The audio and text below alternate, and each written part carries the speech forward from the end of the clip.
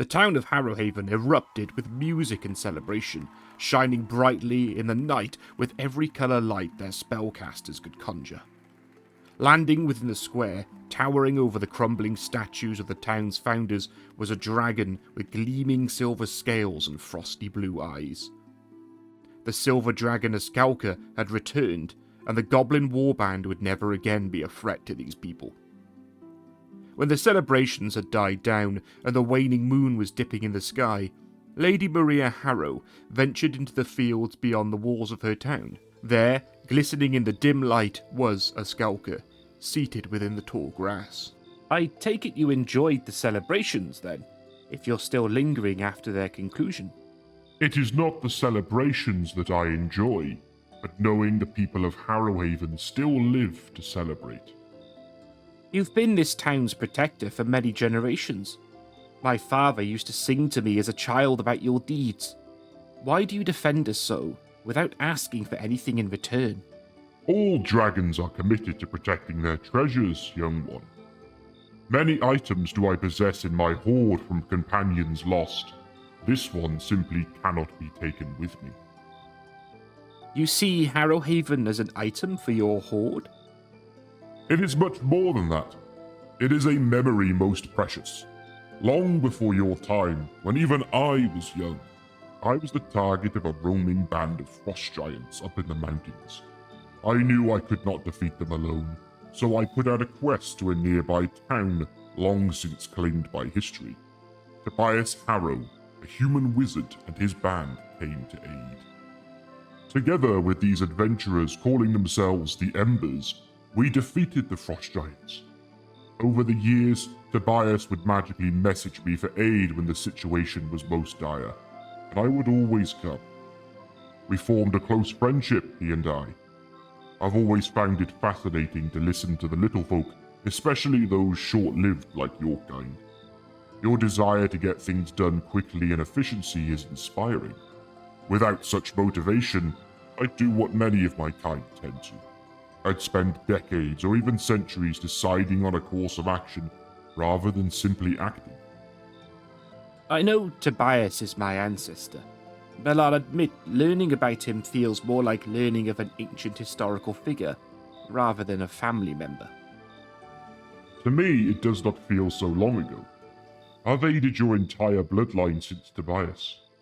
Each of you share his yearning for knowledge, but this town was once his guild hall. Over the time, the Embers became wealthier and more powerful, and so did I. Even a dragon can grow quickly when they move at the pace of a human. We turned it from a hall to a village and to a town. Tobias did not live to see the end of that growth. Many of the Embers did not.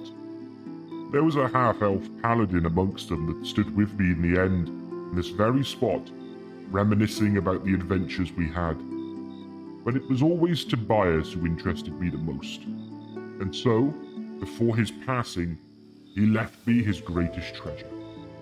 And I made a promise to protect it. So that is why you're so committed to protecting this town. His town. Not just the town, child.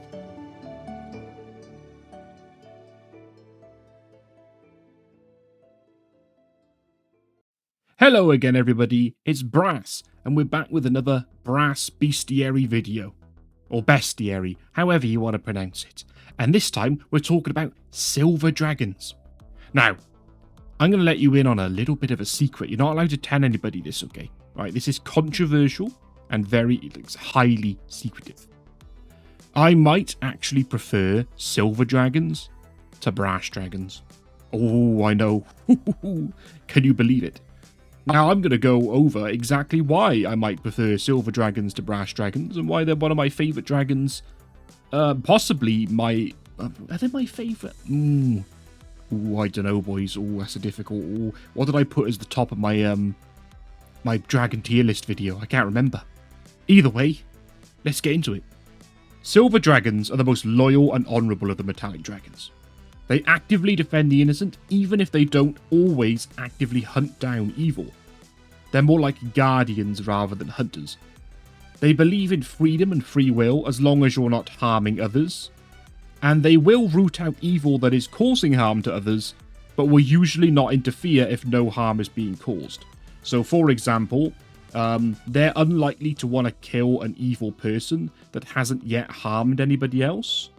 Or they're probably not really going to interfere with, like, common thieves, or liars and things like that. You know, they're only going to step in if someone is an active threat to the safety of good people or people that the dragon cares about. They're a little less narrow-minded than the bronze dragons in their pursuit of justice. I always like to think of bronze dragons as kind of like, almost like the lawful stupid paladin in some ways. Gold dragons can be kind of similar. Gold dragons are so... Their heads are quite literally in the clouds, which is very ironic considering what we're discussing here. But sometimes gold dragons can be so focused on their pursuit of good that they can actually become tyrants. That's a little known fact with gold dragons. Silver dragons, however, are probably the most goodly and relatable and friendly of the metallic dragons. Other than maybe brass, but brass are chaotic good, so they don't really care who the hell they're talking to. Now, silver dragons can form deep bonds with humanoids, especially short-lived ones like humans. They like that humans can achieve so much in their short lives, and will often spur the silver dragon into action, which it enjoys. They will develop friendships with these people, and they won't discriminate in whose lives they choose to become a part of. You could be an adventurer, a farmer, a nobleman. As long as you're good at heart, you will have a lifelong friend in the silver dragon. This bond even extends to your descendants, as the silver dragon will befriend or watch over your children, grandchildren, great-grandchildren, etc. when you're gone. They very often take on humanoid forms to participate in human culture.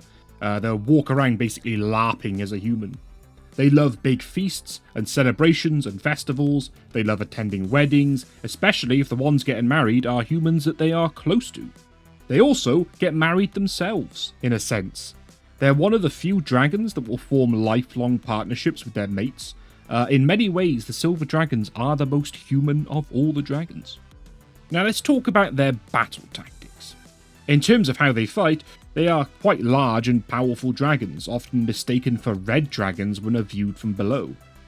They have cold breath and live in high mountaintops, or even on the top of clouds, which they can solidify with their magic. They can paralyze and freeze opponents. They have a paralysis breath, and in 2024 they have ice spells such as Ice Knife and Ice Storm. Typically though, they don't actually enjoy fighting, prefer to spend most of their time in humanoid form conversing with fellow humanoids. But when they need to, they will always fight to protect the innocent. Although they cannot do this in 5e, some versions of the Silver Dragon give them healing and protection abilities. I don't know if this is innate to them, or if it's because Silver Dragons sometimes serve deities like Elistray, Moradin, Torm, and a bunch of others. I like to think that they're given this divine power like a paladin or a cleric, and they use it to heal the sick and injured and protect the weak. Very often, Silver Dragons will hire adventurers to aid them. They often fight against red dragons as they share territory, and they normally win because they will bring backup, and because red dragons hate the cold. Overall, they don't really have any fancy tactics like a black dragon. You know, I'm not going to spend a long time talking about, like, these intricate strategies that they're going to come up with, as ultimately they're defenders. I imagine when they do fight, especially against other dragons, they are quite straightforward, using their size and freezing breath to just overpower their enemy. As for their lairs, they tend to lair in cold, snowy mountains or on top of clouds. Now, I mentioned this earlier, but silver dragons can solidify clouds, and may even build a floating castle on top of them as a lair. That's what I like to imagine they do anyway, because it's pretty cool. But that's not really the norm. Normally, you're just going to find them at the top of, like, some icy mountain. But this does bring them into conflict with white and red dragons. Now, you wouldn't think red and white dragons would share territory, but because silver dragons specifically prefer high-altitude snowy mountains, like the real-life Alps, you're going to find white dragons there as well. And as for red dragons, they like having lairs as high up as possible. So, you know, they can have a look at their surroundings, their domain that they rule over. and therefore red, white, and silver will come into conflict.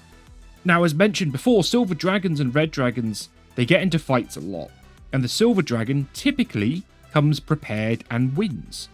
But as for white dragons, they don't stand a chance at all against silver, so usually they just up and leave the moment they know there's a silver dragon about.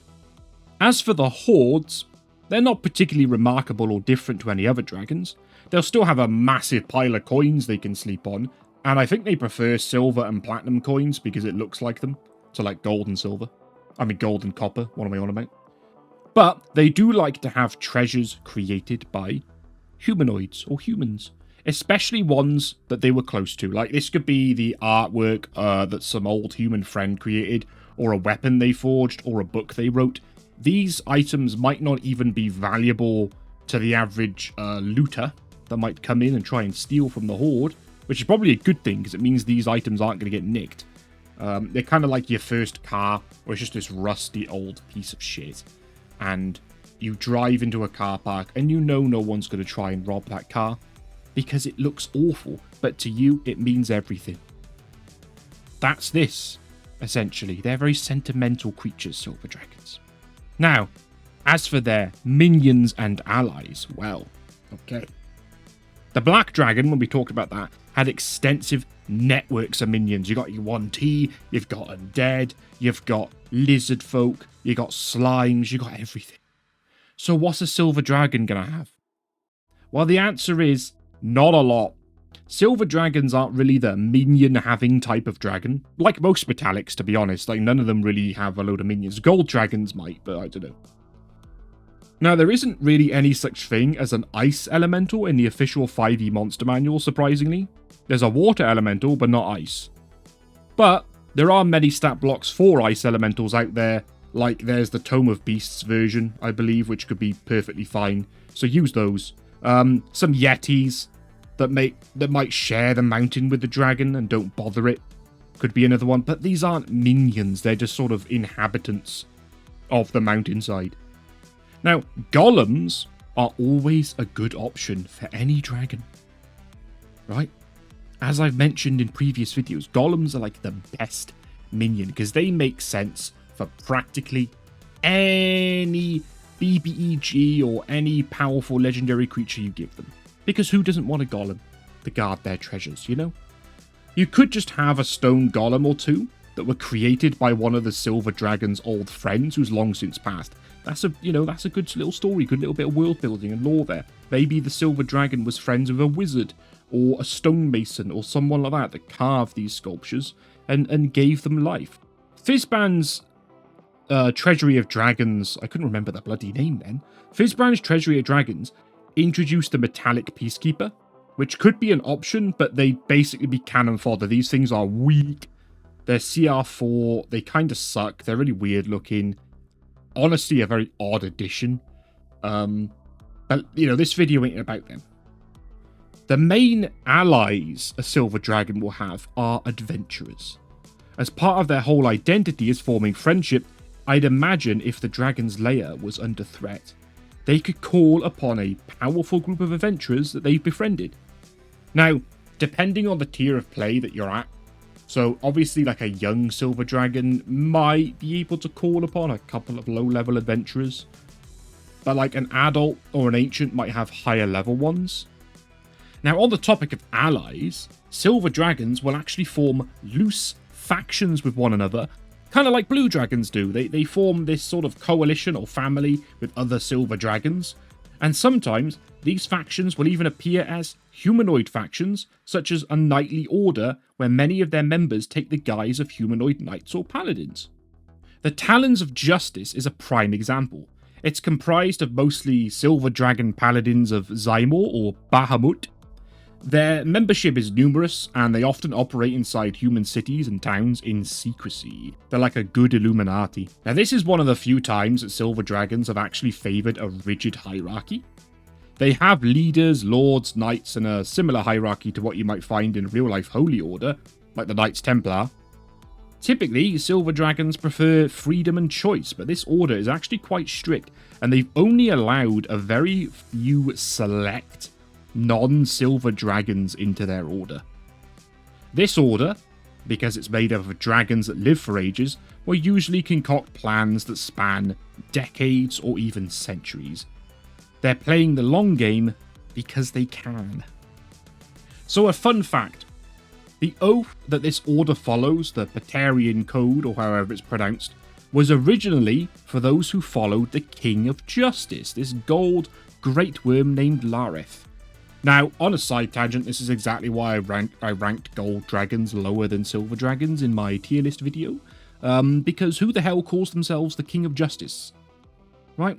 But when he died, his fangs were forged into daggers. More specifically, they were called the Dragon Teeth of Lareth, which act as +1 flaming burst daggers. Now, I don't play 3rd edition, but from my understanding, that is basically like a flame tongue, but with more explosions. And every single one of the leaders of the Talons of Justice wield one of these daggers.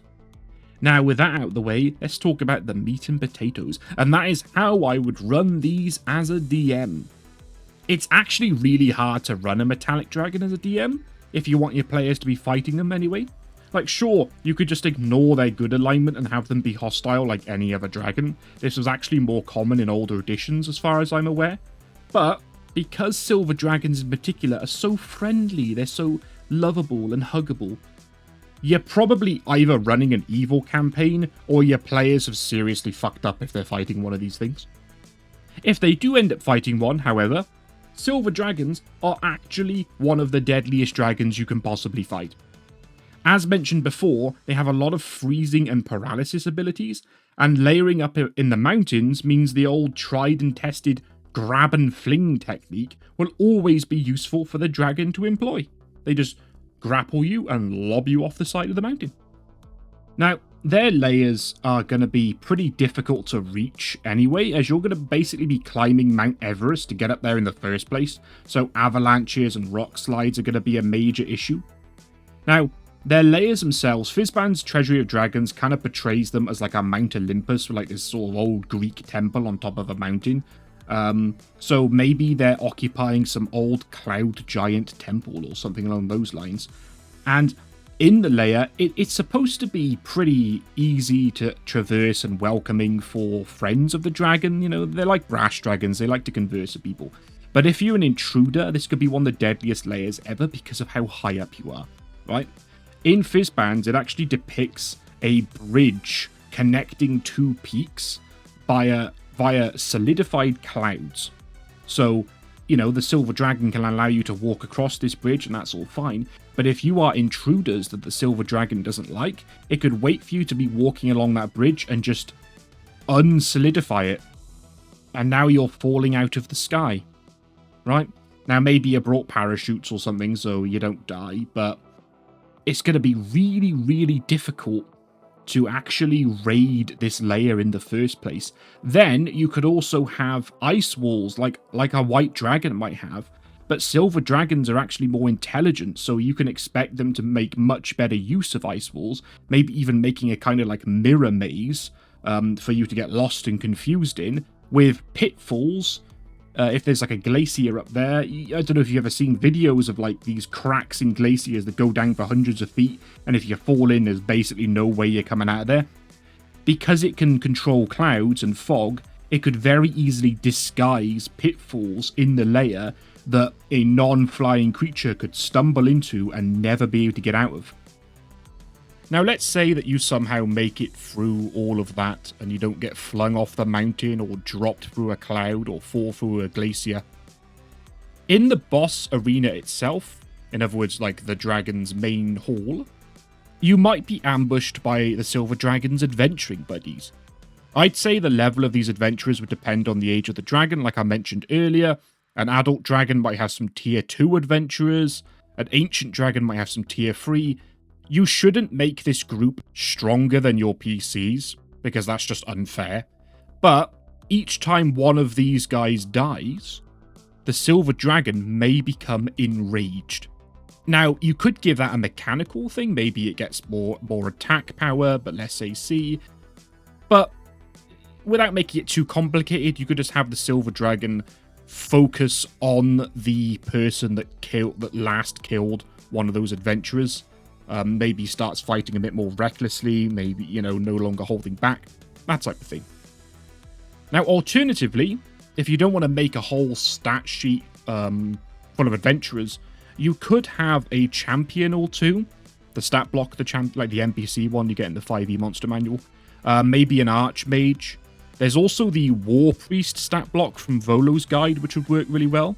In Fizban's treasury, there's the Dragonborn of Bahamut, which could be really good as guardians of the dragon, especially if it's a member of the Talons of Justice. If you're using 2024, there's the Questing Knight and the Archpriest stat blocks, which would fit really well especially if it's a follower of a god. Of course, if your PCs are really high level, you could have more than one silver dragon working together. There's nothing wrong with throwing 2 ancient silver dragons at your level 20 group. That'd just be a little speed bump for them. So with all the talk about how to fight a silver dragon out of the way, how should you run one as an ally or a companion to your group? Now I'm going to level with you. Having a dragon be an ally or companion to your group at any tier of play other than tier 3 is a risky move. To tell you that, because, there's very little stopping the dragon from just swooping in and solving all of your group's problems. It's like, oh, we got to do this goblin dungeon full of goblins. Adult silver dragon, here he comes. So the best way to do it, I think, is several things. If you're planning on having the campaign last years in universe, what you could do is have the players discover the dragon as a wormling and raise it throughout the campaign. If you're having a long running campaign, it's going to span decades, of course, because then by the end of it, that silver dragon will be a young silver dragon, possibly an adult if it's going to last, more than 100 years, which not a lot of campaigns do. But that's one way of doing it. Secondly, you could have it so that even though the silver dragon has befriended your group, you are not the only people that need its aid. Maybe it is bound to a specific region because it is sworn to protect a town or village in the area or some folk living there, and it will aid you when you can if you're nearby, but once you venture beyond that region, it can no longer aid you unless you're absolutely in need of it, unless the situation is absolutely dire. You could also have it be captured. Maybe it starts out by aiding you, this adult dragon that, swoops down and destroys your enemies, and it's great, and it looks after you, and it protects you. Maybe it saves your player characters from a threat at some point, so they're more attached to it. And then you could have the bad guys capture the dragon, and then the dragon basically becomes like the MacGuffin that your players have to track down and rescue.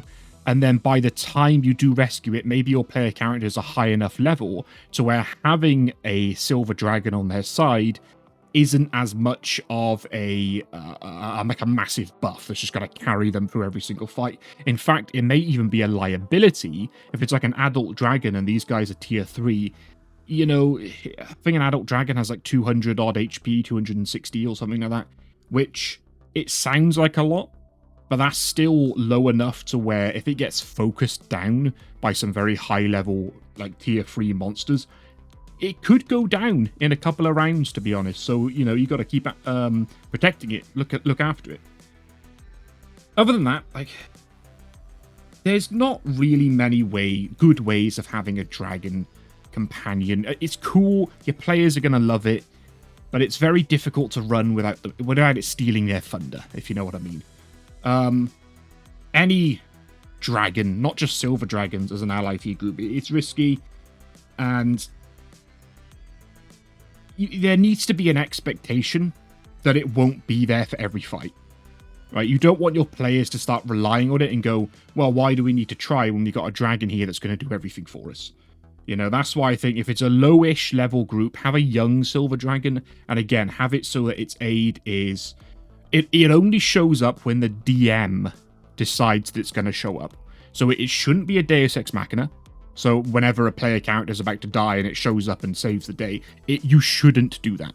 What should happen is story events happening. Oh no, an orcish horde is marching upon the land. How are we ever going to stop this?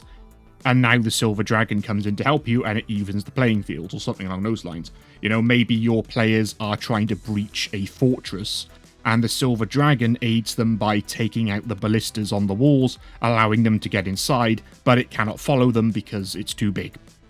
Something along those lines, really. Another method you could use is have the dragon fill a non-combat role as an aid to the group. Many Silver Dragons don't actually like to reveal their true nature to people until you've earned their trust. And so, for the first few levels of the campaign, before you do earn their trust, maybe they appear as a humanoid guide or a merchant or someone that doesn't actually fight because they don't want to reveal who they are. They just aid your group in their heroics and support their campaign. Now comes my favourite part of the video.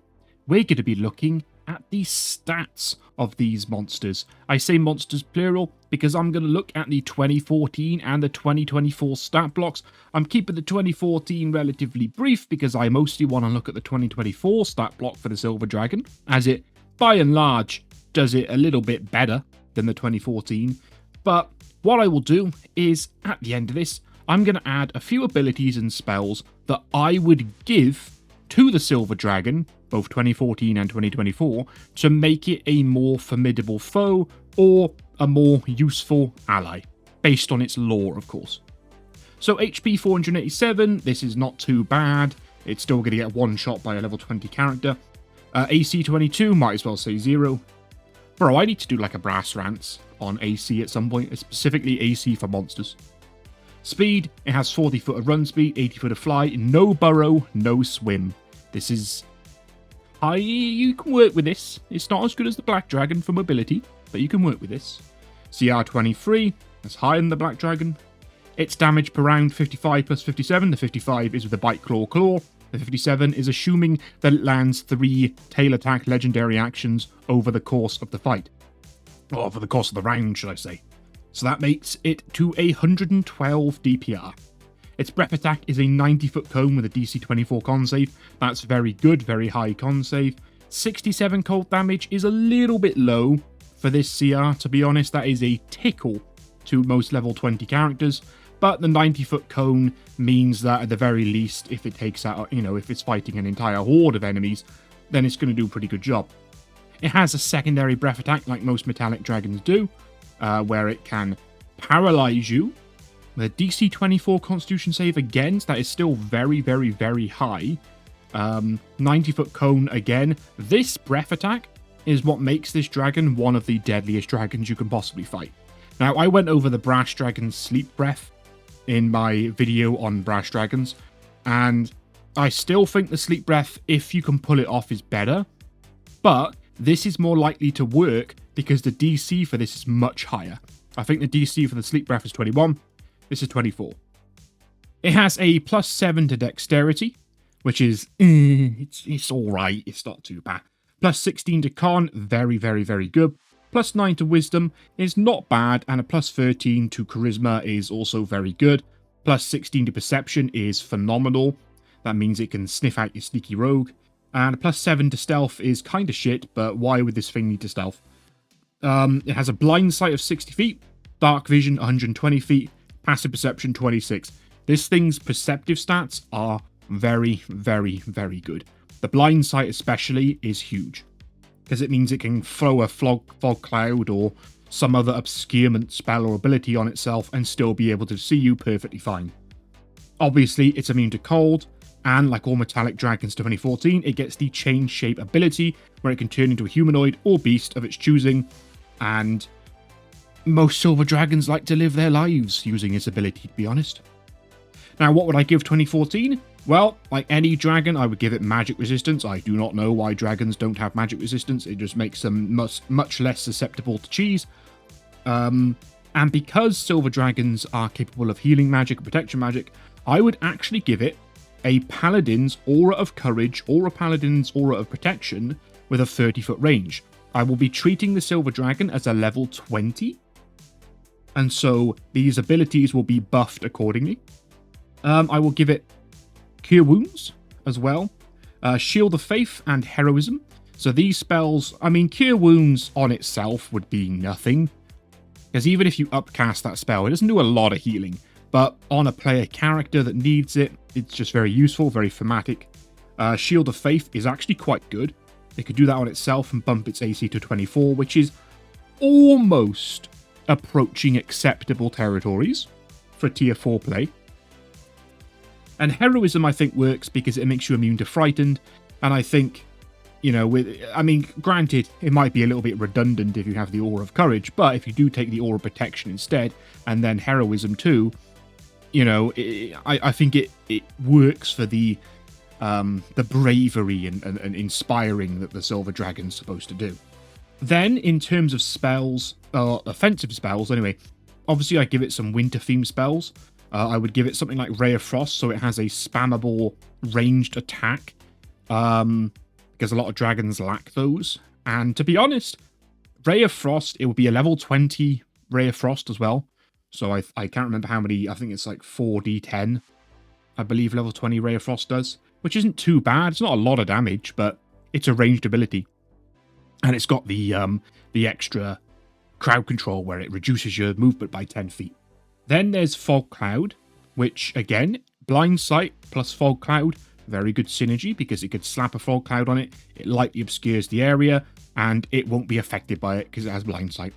Wall of Ice, I think, is a given because it can use that to control the battlefield. If you've got pesky wizards or rangers or any other ranged high damage characters at the back, and then you've got your melee characters at the front, or even a healer at the back, the Silver Dragon can separate them with a wall of ice between them. And walls of ice, to be honest, do a lot of damage if you get caught in it. They are very, very, very good for crowd control and battlefield control.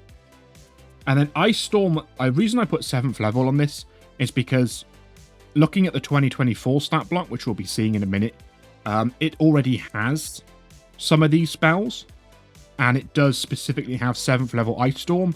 So I thought, why not give it to the 2014 one as well? I think it suits it perfectly well. And that would be like its ultimate ability. Probably only use it once a day, but I think it's still a pretty good ability. Now, if we take a gander at the 2024 Silver Dragon, we could see that it's largely the same, but I will be going over the main differences. So its HP is 468, which is actually less than the 2014 Dragon. This is a recurring theme with a lot of the dragons in 2024. Is they have less HP, not by a massive amount, to be honest. Like, look, this thing might just take an extra hit or something, but AC 22, might as well say 0, speed exactly the same, but it does have the 2024 feature of having a plus 14 to its initiative, which is very, very good.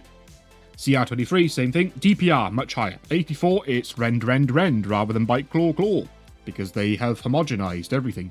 The 112 is rend, would you believe? So it's going to be doing 7 rends in one round, because while in its lair, it gets 4 legendary actions rather than 3. Now, obviously, if it's outside of its lair, like, for example, it's flying over a bunch of gnolls, then it would be 84 plus 84 rather than 84 plus 112. But that means, overall, 196 DPR. This is very, very good compared to the 112 or whatever it was of the 2014. This is decent DPR. Breath, exactly the same. Breath 2, which is its paralysis breath, is nerfed, just like the Brass Dragons one, because now it requires 2 DC 24 con saves before you get paralyzed. The first one just incapacitates you, which is still pretty fucking good, and then the paralysis happens on the second one. I don't understand why they've done this with a lot of the breath attacks. I understand you might think it's overpowered, but this is the same book that has the Empyrean stat block, which can stun lock you on a hit. Right? It changed it from the 2014 stats, where you have to roll a con save or get stunned for a round, and in the new one, you just get hit and stunned. That's it. So I don't really understand why they felt they need to change the breath attacks on the dragons. Like, bro, just let them have their thing.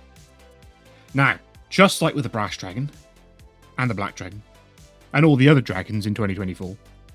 The stats, or its saving throws, have actually been nerfed. Now, strength plus 10, granted, the 2014 did not have a bonus to strength, but it would have had a plus 10 because it had 30 strength. Constitution plus 9, that is lower by 7, I think. Int plus 4, useless. Wisdom plus 2 rather than plus 9, terrible. Charisma plus 8 rather than plus, was it 13, I think? Useless. Terrible. These things are more susceptible to cheese.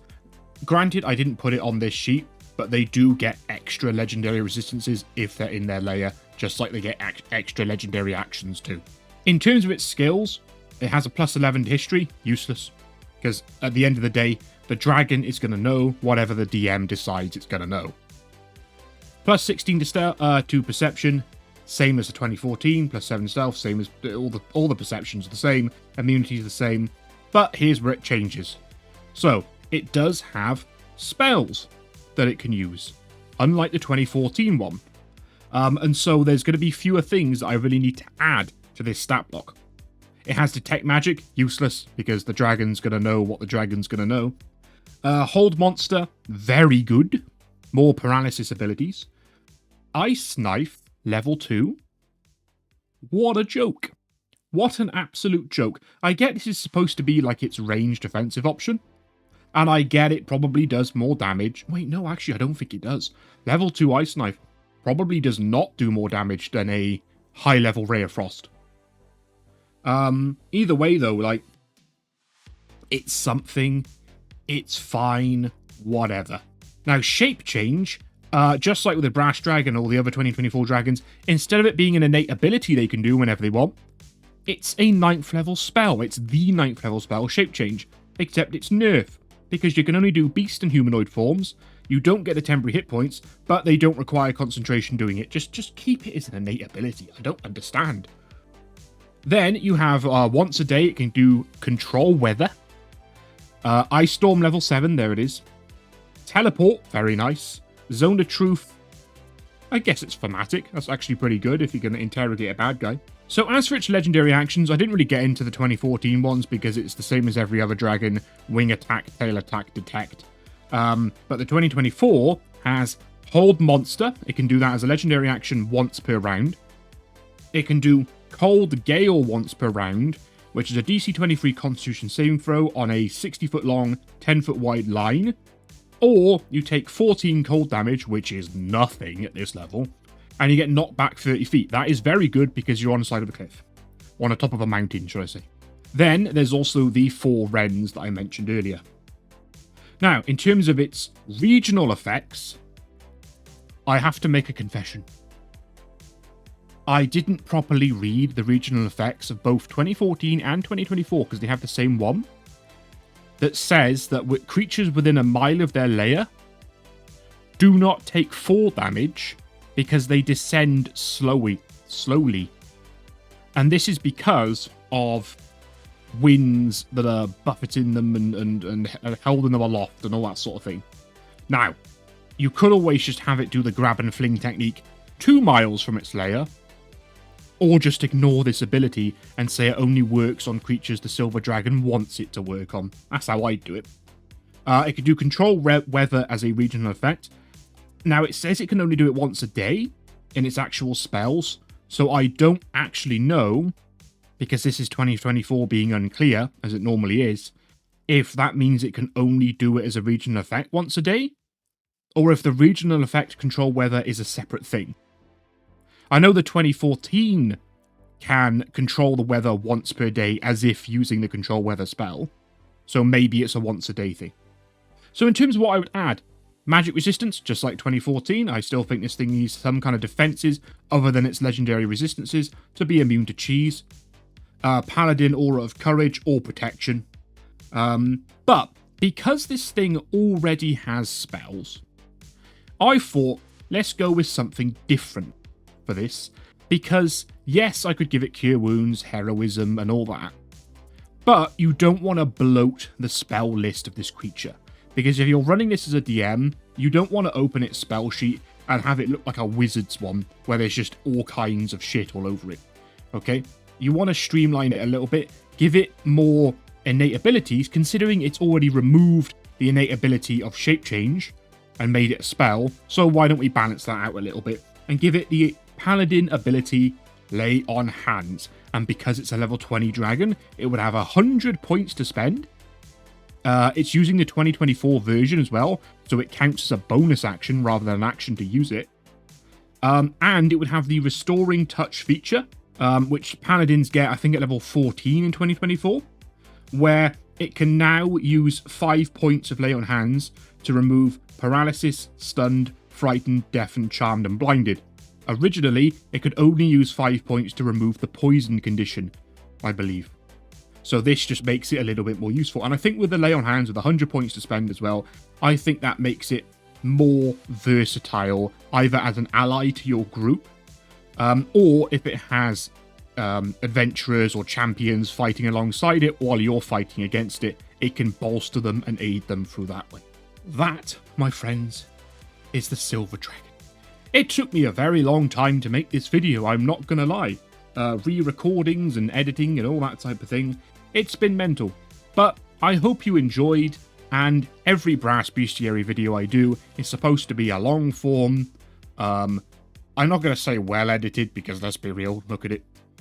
But I'm gonna say, like, I want to improve my skills with every video I make. This one, I think, has already come out much better than the Black Dragon. And so whatever beast I want to cover next should hopefully have an even better video than this one. Thanks for sticking around this long, and I'll see you about.